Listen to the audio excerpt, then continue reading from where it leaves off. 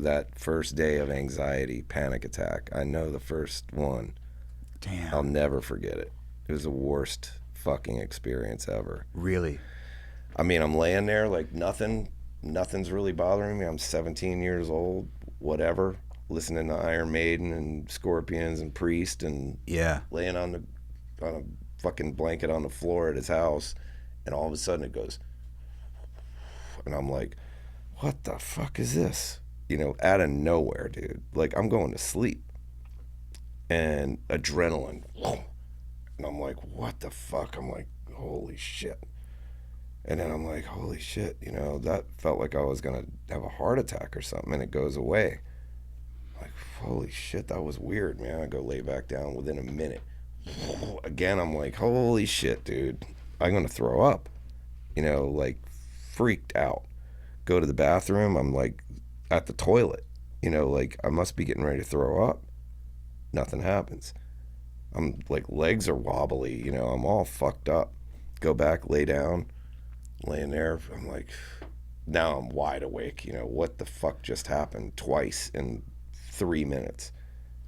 Goes away. 5 minutes later, again, I'm like, I go back, I'm fingering my throat trying to throw up. Nothing's coming up. I'm like, panicked. This started happening that night and lasted for about maybe 8 or 9 months. And it would happen so often that it would be like 30, 40 of them a day. Like, completely debilitating. Completely, you have no life.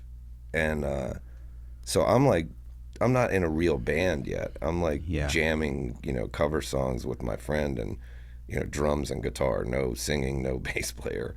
Yeah. But I'm like, in my brain, I'm like, I think I want to play music for a living. You know, I want to be a musician. And I'm thinking, I can't even get through a song without this happening. And dude, if I have to say it, I mean, it's the most craziest shit in the world, dude. I thought the devil was in me. I mean, I thought I was possessed. I didn't know what it was. And back then, you know, again, I'm old as fuck, so it's like 17, you know, it's a long time ago. And I'm like trying to tell anybody, you know, this is what's going on. The only way I could explain it was that it felt like I had smoked weed a few times. I was terrified of everything, you know, insane that I had done so many drugs after that because I was like terrified of weed or anything. Yeah. So 17, I'd smoked some weed, and all of a sudden I got the paranoia, you know, where I was like, I'm talking, but I don't know how it's coming out because I'm fucking high. Yeah. And that was how it felt. It felt like I'd lost my ability to, like, speak. So I would talk when it was happening, and I'm like, I don't know how these words are even coming out because I'm not thinking of them. You know, I'm not consciously thinking about what I'm saying. That was the only way I could describe it. Nobody got it. They were like, you're fucking crazy, dude. I'm like, I am crazy as fuck. Like, I'm freaking out. So that was the first time I started thinking about suicide, was that I thought, you know, months and months of that happening every day, you don't ever think it's going to stop. And my mom had me go to this shrink, and I walked in there, and she said a few things to me that were real simple. She said, what are you afraid of? And I'm like, I'm afraid of dying. It feels like I'm going to die. You know, it feels like I'm going to pass out or I'm going to have a heart attack. And she goes, okay, well, you're never going to die from a panic attack, ever. No one's ever died from one.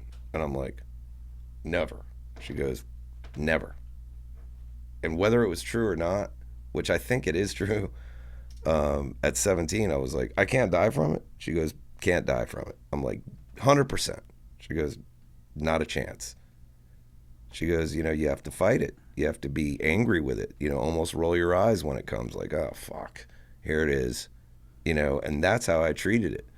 And from that day, from that one meeting with that therapist, just saying something real simple, I just started fighting it off. So the panic part of it, it took about 2 or 3 months and it was gone. Then I realized I had anxiety. And anxiety where, you know, I mean, I have it all the time. I have it all the time where it's like I can't get a deep breath, or I'm yawning and I can't get it to go. You know, like I feel like I have to yawn, and right when it gets halfway there, it stops. I'm like, fuck, you know, and that kind of stuff. You know, I get that a lot, but the panic part of it is gone. That's been gone for a long time. But she was the first decent therapist that I had. Very decent. She probably saved my life. So that therapist helped you with your anxiety and not be crippling anymore. If I wasn't too afraid to do it, I definitely would have killed myself. Wow. I mean, I thought about it all the time. I was like, how can I do it? You know, how can I do it? Did not have one thought of hurting anyone else. Like, that was not even conscious. I wasn't thinking about that. I was only thinking about how do I stop this, you know? It was that intense. Oh, it was the worst. Jeez. Unbelievable. When I hear people that have it, I'm like, oh man, oh fuck, this is not good. Yeah. Yeah. What do you having that experience? What do you say to people to even help them?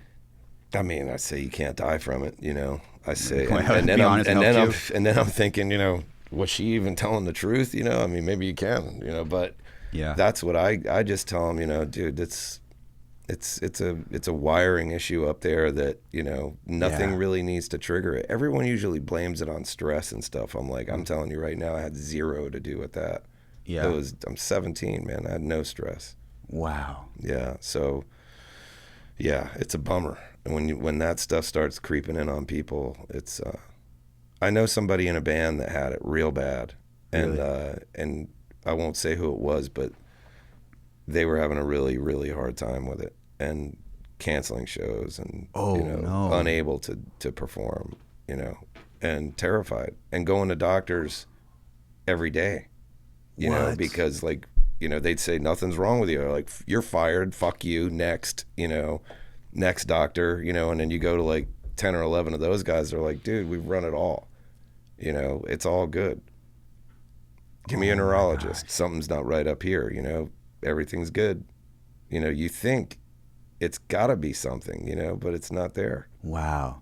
Yeah. Do you think maybe for some people it could perhaps be in their head, or maybe the way they process it or think about it? Yeah, I mean, I'm definitely no expert on it, but I just know what I went through. You know, I know that it's the same as most anything else, I think, where it's like once it starts, the snowball starts going. Yeah. You know, it's like, uh-oh, something feels weird. Oh, what is that? Oh, shit. You know, and before you know it, you know, you're in the fucking corner of the room just like, fuck.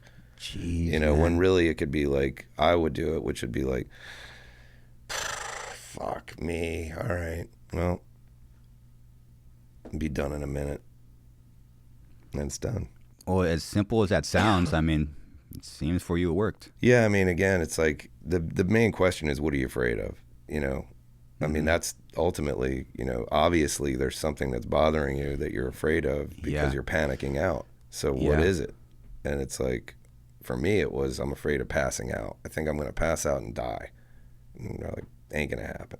Wow. So. Well, now your drumming makes a lot of sense. A lot of anger in there, and I know. Fear and all that stuff, you know.